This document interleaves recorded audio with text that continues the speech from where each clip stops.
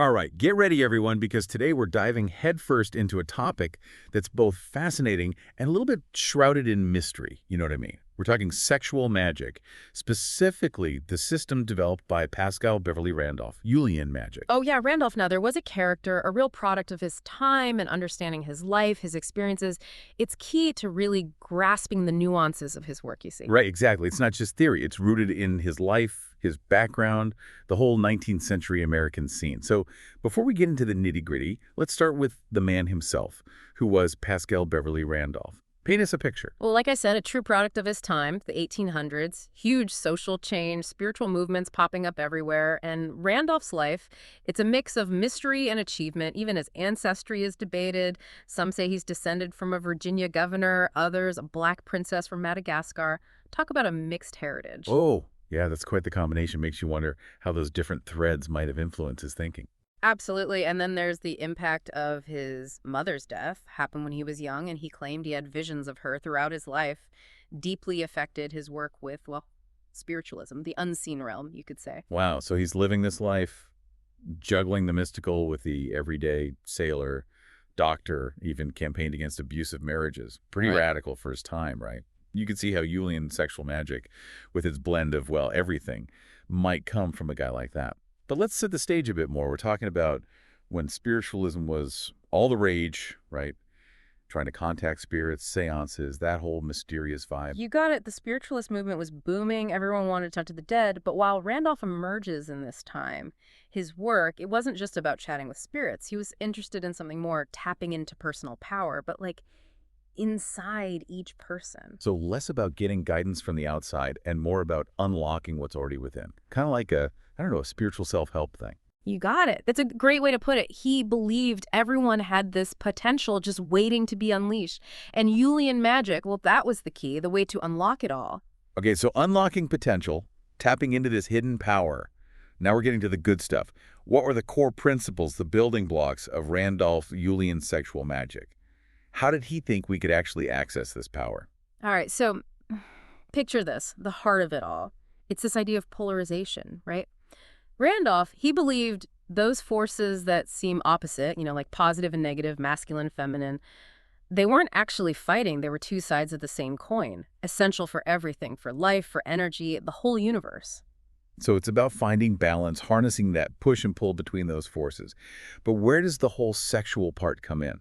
This is where it gets a little wild, right? Oh, absolutely. Randolph, he goes all in on this idea. He says sexual union, the act itself, it's the most powerful expression of that polarization, not just physically, but like on a metaphysical level too. Whoa, okay, I'm following so far. Yeah. Right. So he believed that by mastering certain techniques, and we're talking during the act of love here, people could tap into this universal energy and direct it, like use it to achieve things. Okay, that's a lot to unpack. He's saying within this act of connection, creation even, there's also this pathway to tap into something bigger, more primal, both within ourselves and the universe. You got it. He saw sex as, well, not just a physical thing, but a doorway, right? A way to access and direct this powerful energy. But he was also clear this wasn't just something you stumble into. It took training, discipline, understanding those energies. So what did that training look like? Did he have like a system, some practices people could follow? Give us the rundown. He did. He laid out three main practices. He called them Volantia, Decretism, and Posism, kind of like the pillars of the whole system. Volantia, Decretism, Posism. Got it. Go on. So Volantia, that was all about developing incredible focus willpower like you wouldn't believe. He had these exercises like staring at a black and white disc for hours, training your mind to block everything else out, just pure focus. Intense, like mental weightlifting, but for your willpower. Exactly. Then there's Decretism. This gets into, intention manifestation, that kind of thing. Randolph, he thought that by combining a clear desire, like really specific, with intense visualization, you could influence things, events, even people. He compared it to prayer sometimes, but like a more active way. You're directing it. So not just wishing for something, but actively, intentionally willing it into being through sheer focus and visualization. Exactly. But, this is important, he was big on the ethics of it, cautioned against using it for selfish reasons or to harm anyone, that sort of thing. Makes sense. It's like with great power comes. you know? Exactly. Now, Posism, this one's really interesting. It involved using specific postures, gestures, even facial expressions, all to kind of amplify your connection to these energies and direct them, how they flowed. So like a magical body language, Yeah. helping you tap into and control those energies. Nailed it. Randolph believed that even the smallest shift in how you stood, how you moved your hands, it could influence how his energies moved within you and around you, made you better at working with them. Each pose was like, what, a specific frequency, an energetic signature? You got it. But it went beyond these three. He also explored communicating with these like interplanetary hierarchies, spiritual beings, what he called Terraclarism. Decretism, all right, that's a new one. What's that all about? This was, maybe his most out there concept. It's about connecting with, well, think less about actual beings like we imagine them, and more about tapping into this network, consciousness, energy that exists beyond what we normally perceive. It's almost like accessing a cosmic internet, connecting to different levels of energy and awareness throughout the universe. You could say that. He believed with the right techniques, people could open themselves up to communication, guidance even, from these higher forces. This is blowing my mind a little bit. But let's try to bring it back down to earth, or at least Randolph's time. How did he take all this, polarization, Volantia, Decretism, Polygism, Terraclarism, and make it practical? What did rituals of Eulian sexual magic actually look like? That's where the real artistry comes in. He was meticulous about setting the stage, the mindset, the environment for these rituals. Preparation, that was key to making them as effective as possible. So creating the perfect conditions for this powerful, energetic experience. Tell me more about the structure of these rituals. He was very into astrological timing, had to be in sync with certain lunar phases, made everything stronger, more potent. Harnessing the moon's energy makes sense. What else? Oh, colors, perfumes, even melodies played a role, all to create the right atmosphere for the magic to work, you know? So a full sensory experience to heighten awareness, make you more receptive. Were there specific colors or scents he used, and how did those tie into like the purpose of the ritual? Each planet, it had its own colors, scents that were supposed to resonate with its energy, like Mars, all about strength, energy, that was red, and the scent of musk. While Venus, love, harmony, that was green and the aroma of roses. Fascinating. Weaving those elements together, creating a whole symphony of sights, smells, and sounds. But what about the partner's role in all this? It wasn't a solo thing, right? Oh, absolutely not. The partner, they were crucial. Randolph insisted on choosing someone compatible, willing, of course, emphasize mutual love, respect, and most importantly, a shared intention. This wasn't just about, attraction. It was about finding someone aligned with your goals on an energetic level, spiritual level, all of it. More than just a romantic partner, a magical partner, someone who gets it, who shares that desire to explore these practices and the potential power they hold. Exactly. Had to be on the same page, working together toward a shared vision. That's what made it truly powerful. Sounds like an incredibly intimate and powerful experience, merging energy and intention on multiple levels. Did Randolph ever get into specifics, like about the techniques or practices partners would actually engage in during these rituals? He did. He outlined 5 principal positions, each one with a unique energetic influence, designed to, guide the flow of energy during the ritual. Some of those details, though, well, they're probably best left for people to explore in his writings themselves. I can appreciate that. But I think it's important to be clear here. This wasn't just about, trying different positions for the sake of it, right? Definitely not, remember. For Randolph, the physical act, it was a means to an end, a way to channel energy. The positions, they served a purpose, an energetic purpose within the ritual. Like keys, unlocking different aspects of this energy, allowing for more precise control and direction. Precisely. Which brings us to maybe the most intriguing and potential controversial aspect of all this, creating these charged objects, what he called volts. Charged objects, volts. Okay, I'm all ears. What were those and how did they fit into the whole Eulian sexual magic thing? Okay, so Randolph, he believed that through these rituals, you could basically imbue objects with a specific intention, like charging them up with magical energy, call them volts. And they were like tools to make things happen, influence events, even impact other people. So, like a battery, but instead of electricity, it's this magical energy programmed with a purpose. Perfect analogy. They were conduits, radiating that energy, that intention, constantly. What kind of objects are we talking here? Anything, really. A ring, a pendant, even a sculpture, something more complex. The key was how they were made, combining physical materials with focused intention and that energy generated during the rituals. But walk me through it. How do you make a volt? Starts with creating a fluid condenser, kind of like a magical primer. It's a special liquid, often infused with herbs, scents, even personal things like hair, bodily fluids, that sort of thing. That condenser then goes into making the volt itself, and every element you use, it has to be chosen carefully for its energy and its symbolism. This is getting intricate. I imagine that focusing your intention on the object during the ritual was crucial, right? Absolutely. Visualization, clear intention, the whole time, from start to finish. Even the creation process, that was an act of magic in itself. Did Randolph give any specific examples of how these volts were used, like in real life? He didn't go into a ton of detail, but he suggested they could be used for all sorts of things, from influencing someone's thoughts or actions to promoting healing, attracting good luck, a wide range. But always with that emphasis on ethics, cautioned against using them for selfish or harmful purposes. Makes sense, given the potential power we're talking about. But it does make you wonder, if these objects could be so potent, could they, like, take on a life of their own? Ooh, now that's a good question, and it leads us to another fascinating piece of this: living pictures and living statues. Randolph, he believed it was possible to give these objects a kind of life force, allowing them to influence events or people in the real world. Living pictures and living statues. Now that sounds like something out of a movie. Were these objects actually alive, or is there more to it? Depends on how you define alive, right? Yeah. He believed that by using artistic skill, magical rituals, and intense visualization, you could infuse them with this unique energy, almost like an echo, an imprint of the creator's will and intention. Okay, so not alive in the traditional sense, but imbued with energy, with intention that could potentially affect the world around them. That's both fascinating and a little creepy. How did Randolph describe making these things? The creative process, that was everything. The artist's intention, their energy while they're making it, that was paramount.